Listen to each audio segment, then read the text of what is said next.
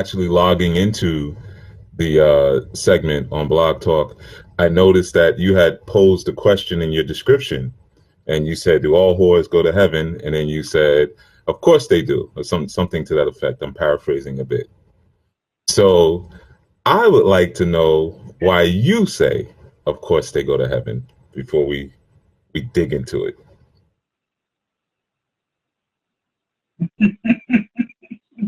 I love that laugh. I love that maniacal laugh.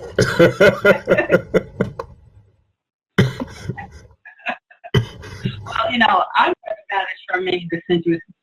And if you don't know, much about me, I'm also uniting sex and spirit. My pussy's in the sky.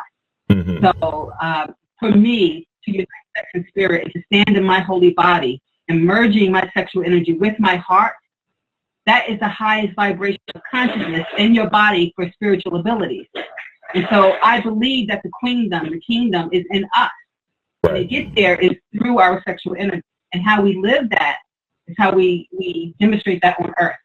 Mm-hmm. So yes, that's why I believe all whores go to heaven and all sacred masculines go to heaven. It's in the context of uniting sex and spirit. And I really believe that when we are in our truth, what is right for us, living in alignment with who we are and who we want to be, what our sexual expression is should be in alignment with our faith. Mm-hmm. And that's heaven, that's consciousness, that's alignment, that's oneness. It's not about where we go after we pass away. It's the consciousness of who we are in our holy bodies. And that's what I've been doing the whole time I've been on Blog Talk, is talking about uniting sex and spirit, putting my pussy in the sky. I'm always telling people, look, up in the sky, it's a bird, it's a plane. No, the servant goddess is pussy. So yeah, that's heaven. That's why I do believe that, yes, we're going to heaven. I like that yes. That yes was so emphatic. All right, cool. So thank you for that. I just wanted to get your perspective on it before I shared mine, and maybe I just wanted to start to create the palette with your own. I know you. So the question that you posed was, what does heaven look like in terms of what we're speaking about here? And the reality is, heaven is a now state. Heaven is an experience and an event and a phenomenon that lives alongside our current reality. And heaven is different for each person, depending on gender orientation, depending on mental orientation, depending on spiritual awareness, and even how open the cosmic gate that you have. Your cosmic gate is your mind, but how open your actual mind or your brain is to accepting certain images, certain ideas of what your state of balance looks like. So looking at something like all whores go to heaven, what we're actually speaking about, first off, and we're looking at heaven, as the place of whores. So it's not necessarily like, oh, the whores are going to heaven, as in they're going to this place, even though that's the title of the film, but it's kind of a play. The reality is all whores go to heaven because the whores house heaven. When we take it back to an older time and we look at entities such as Heret, Heru, or Heteru, which later became Hathor, we recognize that in that prefix Het or Hawet or even Hath, we have very similar to your Hebraic Bet or Bath or Beth, we have the term house. So when you have Hawet Heru, and Heru being consciousness, light, that which is above, also defined as heaven, and we have Hawet Heru or Heteru or Hathor, we understand that she is the individual that's housing and supporting and cradling heaven or cradling the light. So in reality, when you have that sacred union, as you speak of, which, you obviously you spoke about the merging of the spirituality and that sexuality. But when you have that union coming together, where you have the cradle coming together with what is being cradled, no different than having a yoni cradling a lingam, or darkness cradling light. In that instance, you now create the full embodiment of not only the house of heaven, but the inhabitants of that heavenly place as well. So what does heaven look like? Wow.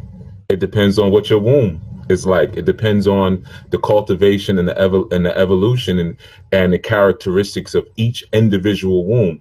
Each individual womb can create its own heaven, and devoid of proper light and functioning, it can create its own hell. But a whore specifically aims to hold and maintain and house light. So, you know, it's a whore's womb is a cultivated womb. Yes. Mm-hmm. Wow. I love it. And you know, you have a very sexy voice. You can tell you that? Seductive, relaxing, grounding. Yeah, I've been hearing that since I was 5 years old.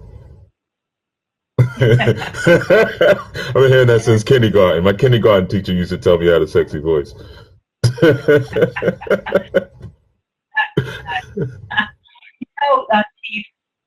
I looked online and checking you out and looking at your videos for the last few weeks since, you know, Lola reached out to me. And I'm really, you know, I feel kind of honored and blessed, too, that she heard about me or y'all checked me out and she wrote to me. And especially with something incredible like this.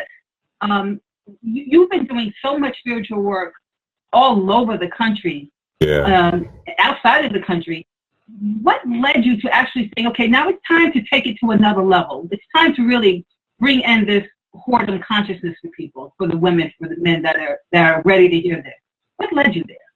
Well, you know, it was actually a concept that I had many years ago, but in order to build something or to do something effectively, you have to do it systematically.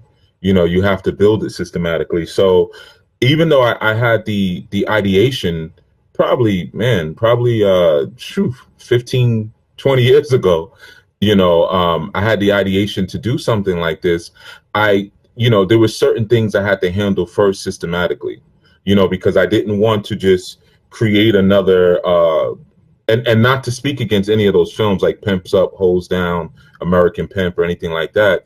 You know, I didn't want it just to be about, you know, people thinking it's prostitution. So one of the things that I had to do, you know, especially in terms of online presence, is to cement my own credibility.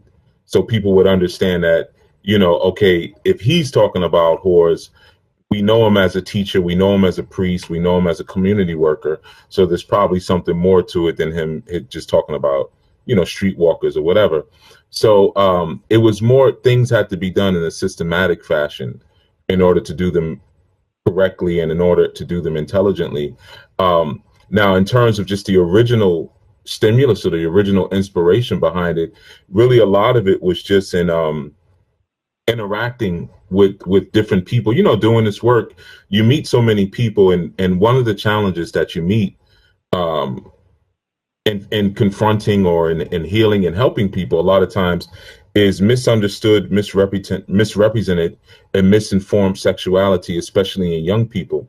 And I spent many years working in the education field. And during that time, you know, working from pre-K, you know, all the way up through high school. And then I do a lot of lecturing and workshops, you know, at the university level. So going all the way back even to pre-K, sometimes I'd have situations with young girls or young boys where they may exude a certain type of sexuality about them, you know, or they may have a certain type of sensuality, and not necessarily from a sexual perspective. And maybe they just like to touch things all the time. Maybe they like to smell things all the time. They're totally enraptured with the sensual experience, you know. So sometimes you'd see something like that and it would be mistaken for something else. Or you might have a sick auntie or a sick uncle who now uses that opportunity, sees that type of light that the person, that little child has inborn in them, and tries to take some of it in a very salacious and damaging way. So one of the things that I became very interested in is creating an experience in a cinematographic event where I could actually explain to maybe young girls or young boys, listen, what you have in you innately is nothing to apologize for. It's nothing to be ashamed of. And it doesn't automatically mean that you have to be promiscuous. It doesn't automatically mean that your next path or your next stop is to being slutty or whatever. But it's actually an ancient priesthood that you are born out of, that no one has really explained to you.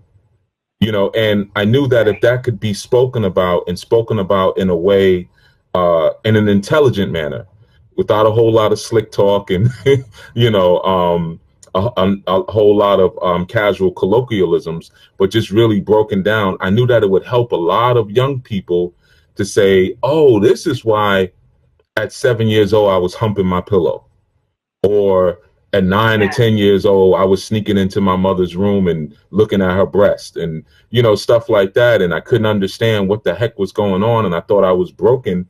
But this is a gift that I actually have. And it's a gift that was born in me so that I could teach other people how to love, how to connect, how to share at a higher vibration in this particular priesthood and stream of consciousness. Yes. And now is the time. Yeah. Now is definitely the time. I mean, we're in such a strong season of sexual confusion, where there are certain realities sexually that have existed for many, many years, and now there's certain people jumping up to define what those realities are for people. And people are not getting an opportunity to define where they stand on it, even in terms of like marital relationship formation. Like myself, for instance, I deal with multiple women. And usually when people hear that, the first thing they say is, oh, you're a polygamist. But I'm not a polygamist. So, but they've created these categories. So either you're a polygamist or you're a player, and if I hadn't taken the time in many, many years to discover my own sense of homesteading, my own sense of manhood, my own sense of sexuality, I may have fallen into one of those paradigms that may not necessarily speak to my own psychology. It could be very damaging. Yeah. When I was young, I come from a very, I've told my story tons of times, but one thing that you said that stood out for me was when I got saved when I was 13, born again Christian. And at the time, my mom was a Jehovah's Witness. My father didn't even believe in God. But I had this hunger in me to know God in various places. So I was they called me a vagabond in church because they said I was a backslider. But I was always interested in this feeling that what was God. It actually was a connection that I felt with things around me. I was curious to feel it everywhere.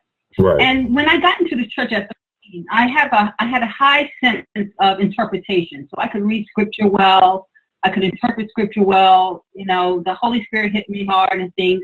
And then in Bible study, when we would go into Bible study and studying scripture, there was the part about masturbation and sex and things. And I just spoke out saying that I did not believe sex was a sin or any kind of sex was a sin. Sure. And I was just about 16 at the time and had been baptized finally. And they just took hold of me and said, you have a lustful demon. Mm-hmm. And I was like, oh my God. Right. Get it out. What's inside of me, right? Because I'm a young person. Yeah. And I'm telling you, Chief, for many, many Sundays after that, I was being hands were laid on me. I was a virgin. I wasn't thinking about having sex. It wasn't a sexual general thing for me. It was an understanding. And as a young girl going through that for a very long time, I would say for a few years until I left for college, I was going through being prayed for to get rid of this lustful demon, being told by the minister to fast, to not eat to get the demon out, to not talk on the telephone to get the demon out, and lock myself in my room. And this shit really happened. And when I got older and started healing and everything, I remember feeling so much anger and rage towards those people, those adults that abused me. Right. But what I didn't know, and I wish I would have known, but I felt as I came out in my 20s, and secretly in the back of my mind, I always heard the word goddess, goddess, and didn't even know what that was about. It was just speaking to me in my sleep, I realized I was this energy that you were talking about for young people, to recognize the medicine that they have in their sexual energy. Mm-hmm. And I realized that on my own later in my 20s, when I started to take back my power and stand in my own body, getting naked in the ocean, feeling Yemaya drape me, lifting up and being held by Oshun. It just saved my life.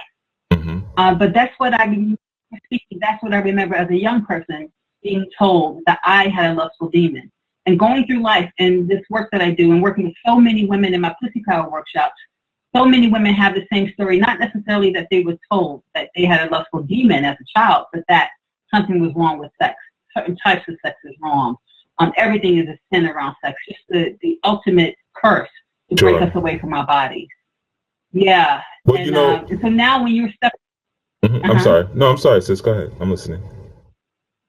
And now that you're stepping into this, when I heard about your documentary and the way that you're delivering it and the way that you're explaining that heaven is in our womb and it's either a heaven in there or a hell, I think this is so important for women to really take back their power in their whoredom. I have a secret group on Facebook called Sacred Wife or Goddess, and it's a group for women that are expressing themselves in all phases of sexuality, in their lifestyles and their spirituality. And now that you are doing this message that you have and the way that you're delivering it, I just feel like it's like it's going to be very healing. You're going to be spreading out a consciousness so quickly when this documentary come out. How, I know that it's time for you to do it, but how is this going to impact your life as you are going to have women like me sharing their stories with you, when you're going to be out, when women are going to be watching this, when men are going to be watching this, because this is a lot of power that you have right now in creating this documentary to bring about the consciousness that we need on this planet. Right. And so I know you have already opened my mind even more. And even though I've been doing this work, and this is my ministry for 25 years now, I have already received the healing that you're already bringing about just by talking about it tonight. Sure. I'm glad. That right there shows you how there really is, when you start getting into the higher forms of awareness and consciousness, how there really is no concept of time. So what it is that we're striving and aiming to do with this project is already begun. From the moment it was conceived, it's already started. So like you said, I'm coming into that threshold of what this project is already. And you've probably only seen a promo, so that's the beauty of it, man. It's we're rolling, so that kind of goes to like really what you were asking in terms of women sharing their story and how that may affect me and things like that. I'm already there, in terms of the work that I do as not only a man, but as a priest. And again, when you're living a plural lifestyle, you're managing the dynamics of many feminine and childlike energies at the same time. So really becoming an intense listener and a studied listener has always been a very large part of just my walk as a man. So I've heard some of the most gruesome testimonies from women, and I've heard some of the most wonderful stories of of the cathartic experiences that they've gone through when they've reclaimed and renamed and redefined their own power centers. So in terms of some of the things that have already happened, like there's already been some attacks, on myself and my family. There's already been, some, and you would expect the questions would come. How could you be a priest and you're over here calling women whores? But the truth is, I've always been the type of priest who has moved beyond labels and paradigms, because in order for us to grow, in order for us to live, we have to always be kind of updating our internal software or our operating system. So that's always been my ambition, to make sure not only I'm ahead of the curve, but I see the wave coming and I'm riding that Kundalini snake at the head. I don't want to be on the snake's tail, because the tail gets whipped about all over the doggone place. So I don't want to be back there. So I'd rather be up on the head and either riding the waves of the change of that caduceus or guiding the change, so the reality is certain forms of sexuality and certain understandings already are here. Like, I tell you something very interesting, or I don't even know if it's interesting, but I want to say it to you. I want to say it to you. Everything that you just shared, that you went through, that was said to you, that you just shared with me. I don't want to say everything you went through, but everything that you just said to me in terms of what those individuals said to you was absolutely correct. I know the problem is our perception of what's said to us, because no one, again, is teaching us. They told you had a lustful demon. You do have a lustful demon. That's great. Now the key is teach me the magic of Solomon so I can control the jinn, so I can manage the jinn. You see, because the word demon, coming from daemon, Daemon, means hidden substance or hidden genius, where you get genie. So your demons are nothing but your genies. So as you're going through life, you're learning how to control them and manage them, because they're there to work for you like a genie. When you tell me I'm lustful, well, the word lustful comes from luster, meaning to shine.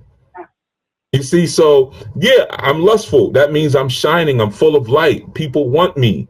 People lust after me because I'm shiny and full of light. I have this hidden substance, this hidden genius. All right, so let's do it, man. Let's work it. Let's, come on. Let's get it going. And then they tell you, and this is for you. Other people may connect to it, hopefully, if not. But but when you said it to me, it kind of hit me in my heart for a second. And I'm talking to that little girl who was told that. So I'm talking to you, but more to that little girl, who had to hear that crap and not have it explained. The other aspect is you were told that your sense of sexuality was a sin and was separating you from your body.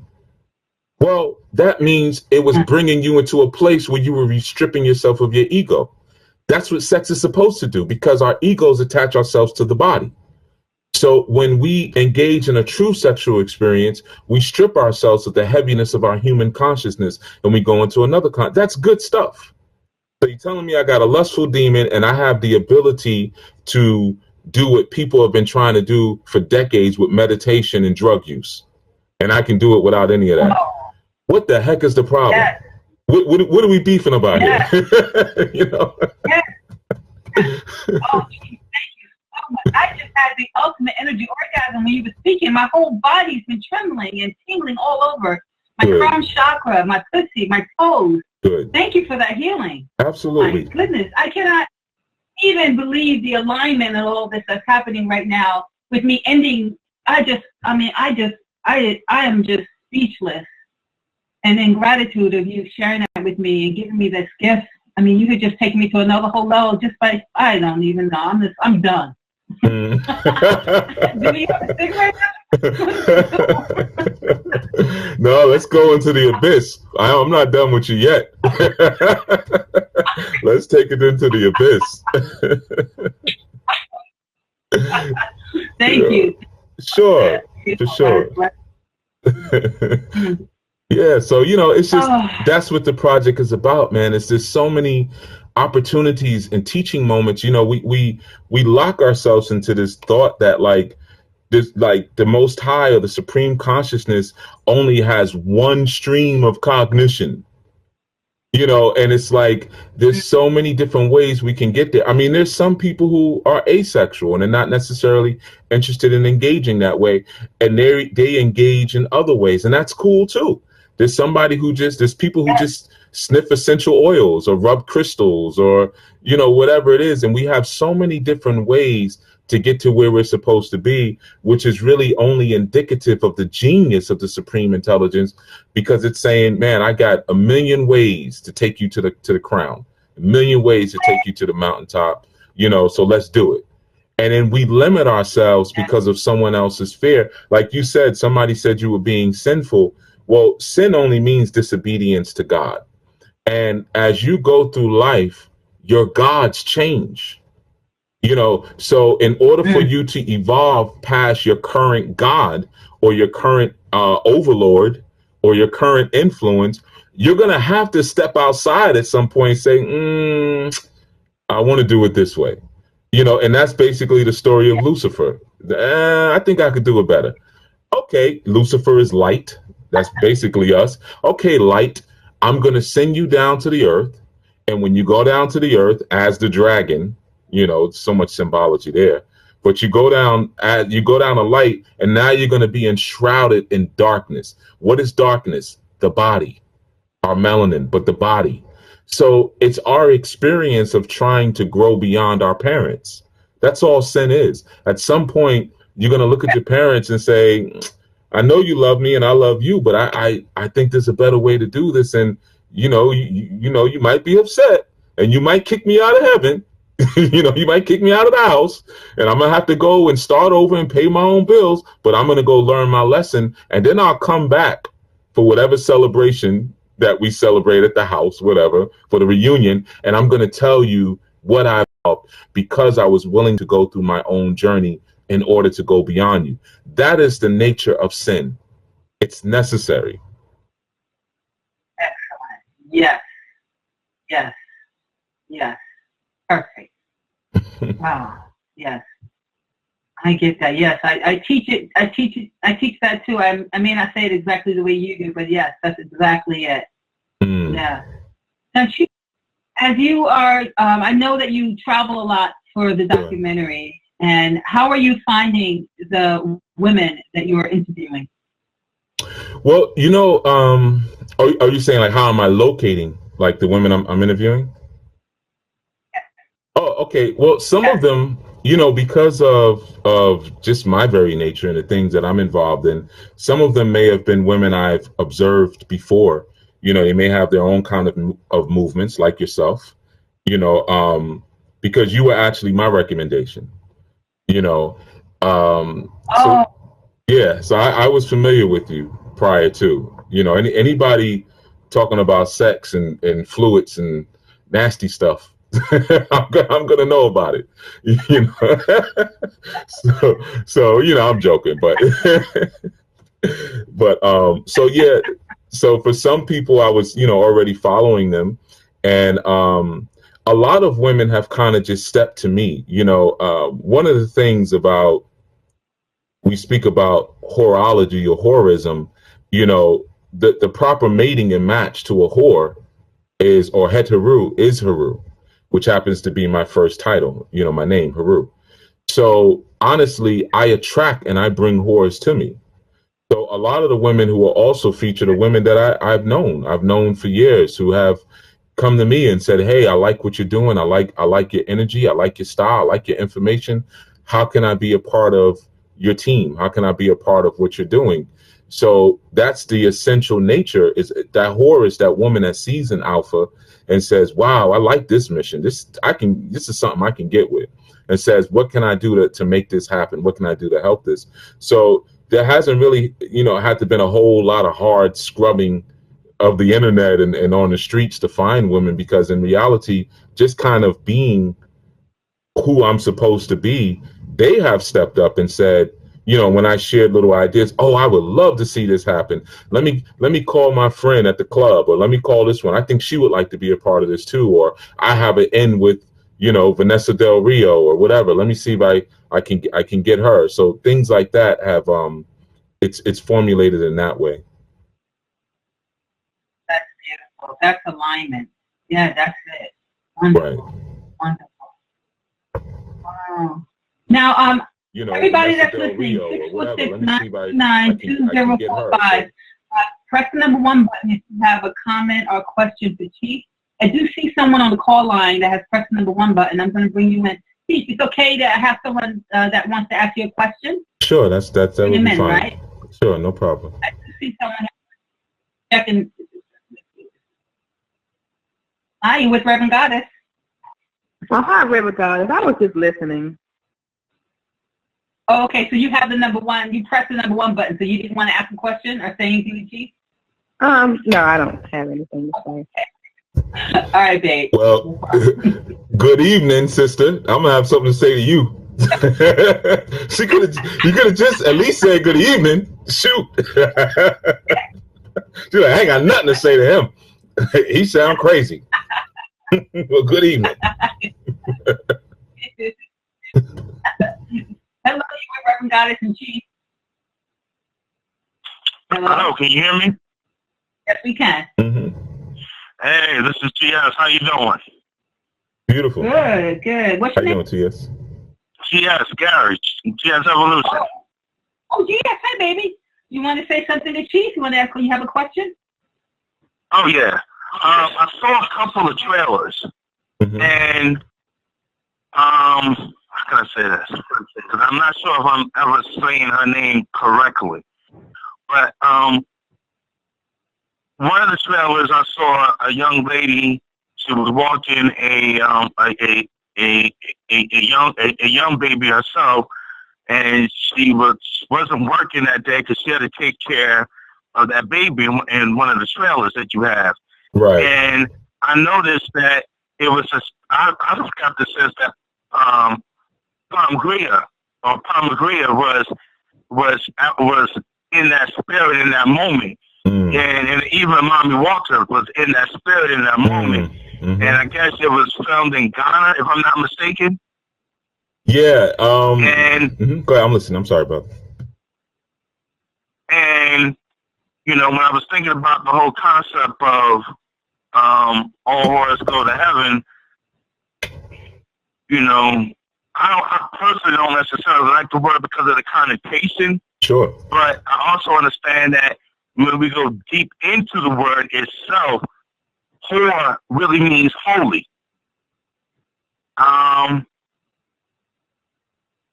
What are those?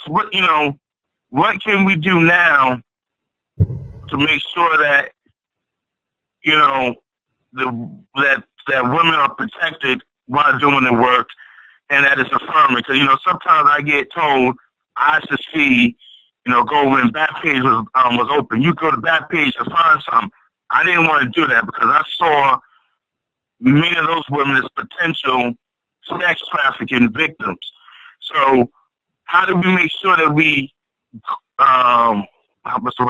edify the work itself without actually adding to the exploitation and to the exploitation of young women that are not doing it because of choice. They're not doing it because of a calling. I think sometimes we get that confused when we say sex workers, when we get enlightened on what it could be. We just what's the word I want to use? We project it onto situations that, in my opinion, is not edifying of the goddess. Mm-hmm. Well, and brother, your name is Gary, right? Yes.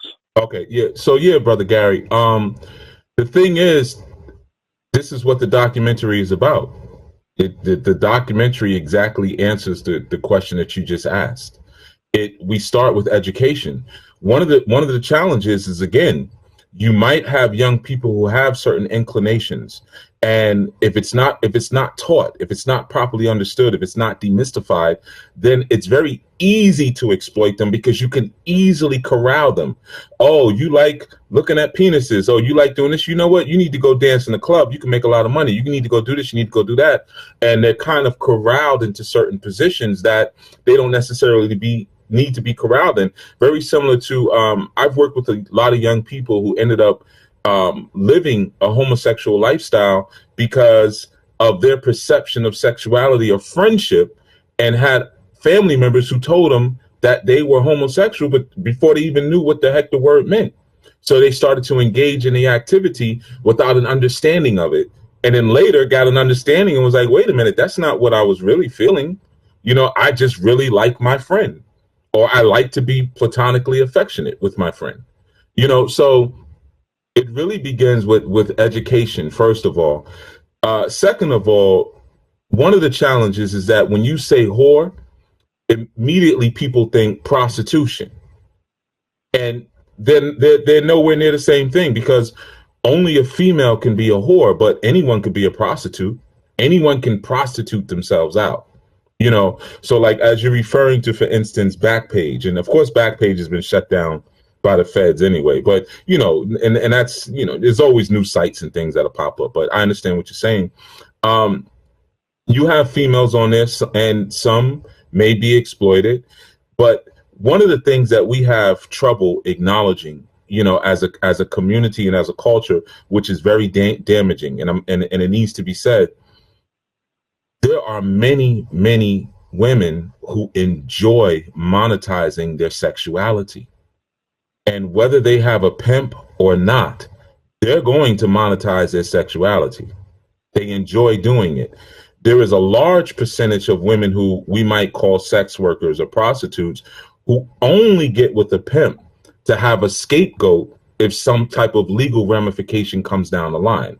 Then they can always say, well, I didn't want to do this, but he coerced me into prostitution, because he's going to get the real time. He's going to get decades. She might get 60 days. You see, so it's time really to have that conversation, because we've angelicalized the female counterpart in this and we've demonized the male counterpart, and that's not always the case. So in terms of protecting, we start with education, so that way when you have a child like that, you can identify the signs and say, hey, well, my 6-7-year-old daughter is sexy, period, and get over it. They're sexy. So now, based on that, maybe I can't leave this little girl alone in the barbershop with a bunch of men, or this or that. I have to understand the world that we live in, because this child has a certain thing, and it could be a boy. You know, this child has a certain thing that they're exuding that people may not understand. So it begins with education. Now, as far as the clip you were talking about, it wasn't necessary. You're talking about Pombagira, Pombagira. It's 2 words, Pomba, Pomba. Second word is Gira. I'm just spelling it for anybody who wants to look it up. That clip wasn't necessarily about Pombagira, but I was smiling when you were talking, because a lot of people, when they saw it, they immediately connected with Pombagira and they connected to Mommy Water. So, you know, there's ways to give acknowledgement to those energies without specifically calling them out in that way. So yeah, you know, that energy was clearly present, as well as Yemonja and Oshun, you know, but Mommy Water deals with all of the water energies. Mommy Water is the collective term. But like I said, just in terms of what you're talking about as far as exploitation, it starts with education, and that's what this documentary does. Thank you. Sure. All right, thank you, Barbara. Absolutely, Brother Gary. Thank you for your question. Thank you so much. Thank you, Gary. Thank you, GS. All right, Goddess blessings. All right, we have more people here, Chief. We're going to keep rolling.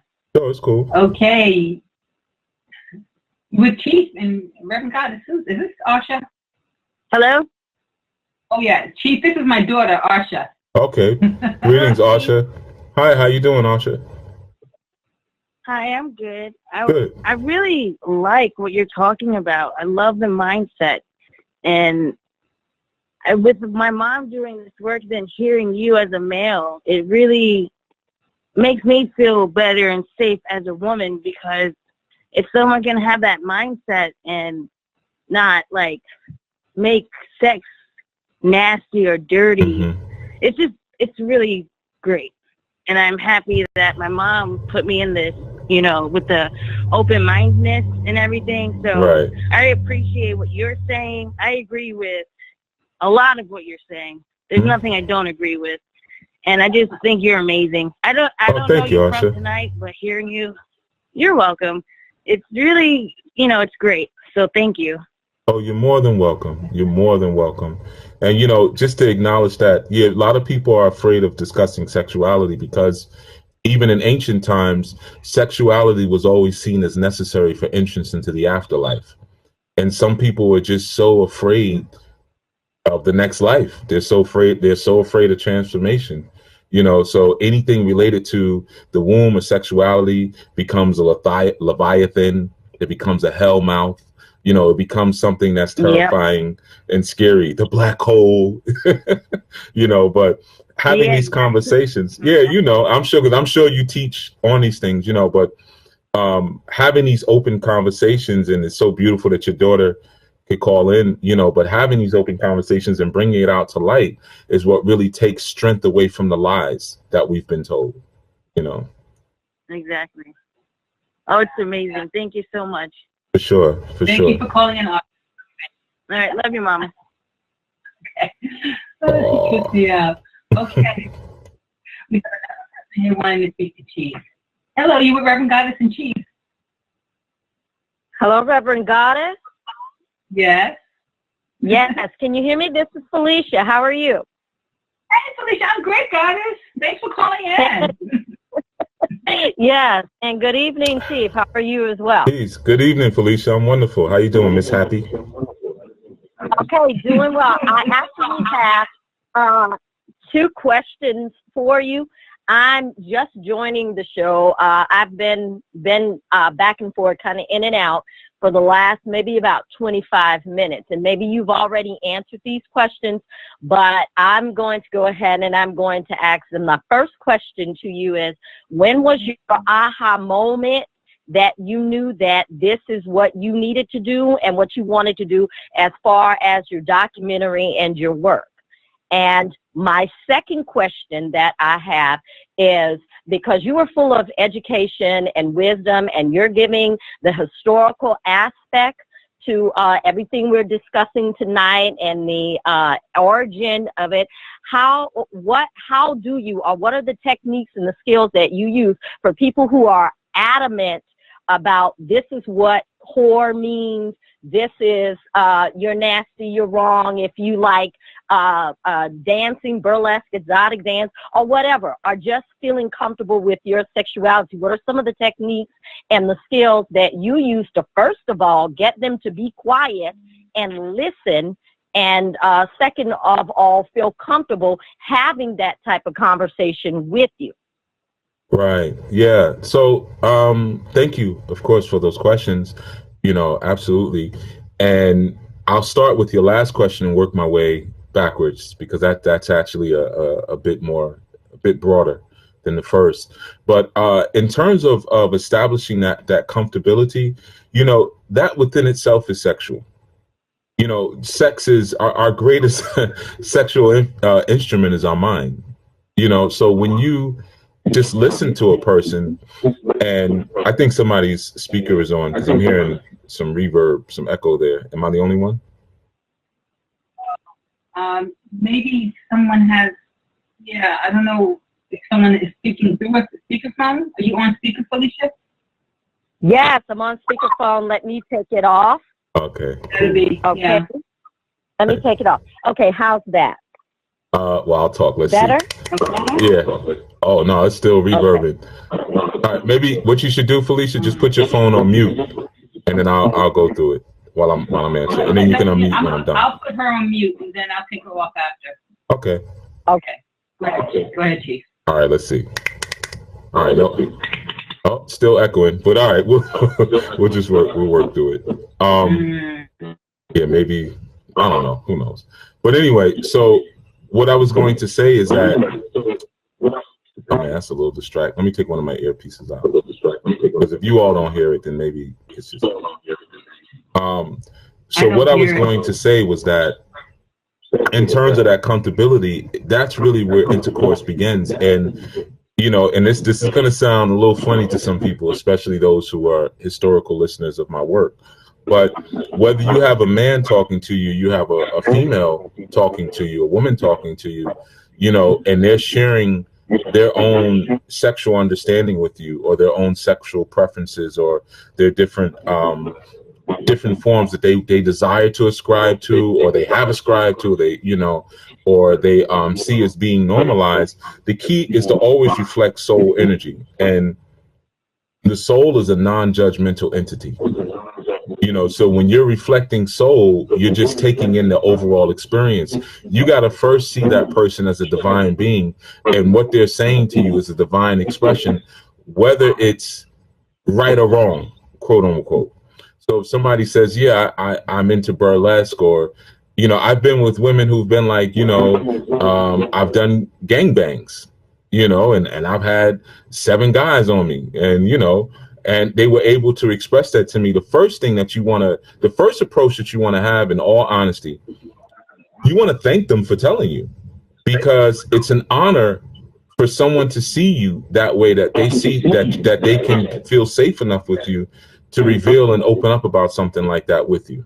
So the first thing you do is thank you for letting me know that, because that's an honor now. So now, how do I govern myself with this honor? How do I act like I got some sense with what this person just bestowed upon me? You have to just kind of go objective a bit and take out your own personal judgments and reserve judgment and just listen to the person. The reality is, when it comes to sexual technique, sexual formation, sexual matrices, we all come from different creative sources. And what I mean by that is that what may be right and fruitful and healthy for me sexually may not be healthy for someone who's not of my ilk, who's not of my clan, who's not of my cultural disposition, and who doesn't have the same ambitions as me, and vice versa. So I can't superimpose what I'm here to do. I can't tell every man, oh, you should have multiple women like me, because that's not for every man, but for me and how I'm built and where I come from culturally and what I'm here to do on the planet, it's perfect for me. So the first thing you want to do is, like I said, thank the person, listen to them, know that just them revealing that to you is very intimate and sexual to a degree, because they're intertwining their secret or sacred consciousness with your own by sharing that with you. So you want to treat it as just being as divine as that. Now, in terms of your first question, is anyone else hearing that echo, or is it just me? I just want to check it. I'm just hearing you break up now. I'm not hearing the echo so much as I'm hearing you break up, and it's just I'm just sorry that this is happening now. Oh, okay. So hold on. I'll just call back. Can you give me 3 seconds? I'll call back. Okay. Okay. All right. Just to make sure it's, we stay nice and clear. I'm going to call you right back. All right. Yeah. Okay. I know you guys on Facebook can still see me, but I don't like to, I'm breaking up. That means all the information is being missed. That's no good. I can call right back. Call right back to Block Talk. And I ask you guys if you can hear me. Nobody answer me. Welcome to Blog Talk Radio. Please hold and you will be able to listen to the show. We have. You are now in the host and queue. This has been amazing night tonight with this, and I'm just really grateful that we can do this. And also, y'all, I have a surprise to tell y'all. They're also going to be interviewing me for the documentary. I like that. Good. Yeah. That's going to be really cool. Let's see. Did he get back on yet? All right, there he is. Wait, hold on. Unmuted. All right, here we go. Yep, I'm here, sis. Okay, does that feel better? I don't know. You tell me. Am I breaking up? No, so far it feels okay. Sounds all right. Okay, cool. Then we'll go with it then. But yeah. So, and to answer, well, the first question I'll just recap quickly because I don't know how bad it broke up. But listen, reflect soul energy. Oh, see, it's echoing. Yeah. Now I actually hear the echo. I don't know why. I don't know. Okay. I'm right here. Can you hear me? Can you hear me? Oh, okay. Yeah. Yes. Okay. So. Wow. Okay. So what we were saying was, again, reflecting soul energy and, being non-judgmental, just listening and understanding that what they're revealing to you is very intimate already. That's where the intimacy begins. The second question, in terms of like where the idea came from, just working with children. I worked in education for many years. So probably 15 years ago, just working with young girls in pre-K, kindergarten, first grade, and having to deal with situations where there were molestations and things like that kind of gave me the idea that this is something that needs to be spoken about. Saying it quick because I know we're breaking up. Yeah, we're breaking out. Everyone, now, Chief, how can people support the documentary if they want to into helping you get it created? Because I saw that you did have, what was it called? It's like a fund, but it's not GoFundMe. Oh yeah, we're using Kickstarter for the funding. And the reason I use Kickstarter, because Kickstarter is an all or nothing platform, meaning that if you don't actually do the project or you don't get all of your funding, then you don't get any funding. So let's say the Kickstarter is for 5,000. Right now, I think it's 3,000. If I raise 2,000 and my deadline comes, I don't get the 2,000. So I wanted the community to see that this is a very serious thing. You know, it's just not something where I'm saying, okay, you know, send me some money and then we'll see how it works out. You know, but it's a very serious event and it's a very serious experience. People can find that also on the documentaries, right? I mean, right. The clips. Well, they can find it on the clips. Promo? Yes, they can find it on the clips for the promos, but if they go to allwhoresgotoheaven.com. Oh, looks like we lost Chief. I can't hear her. Uh-oh, what's happening? So, can I be heard? You see the clips that are out. Can I be heard? Yeah. Okay. All right. I can hear you. Okay, this has been interesting. But if you go to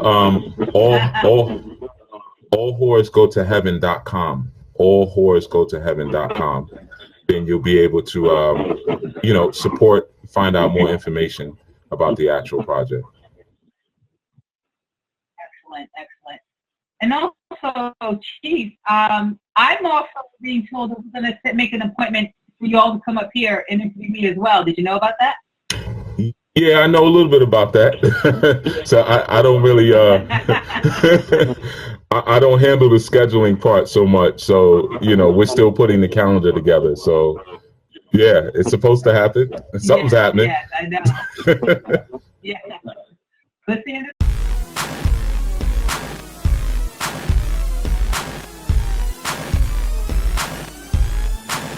What did you do?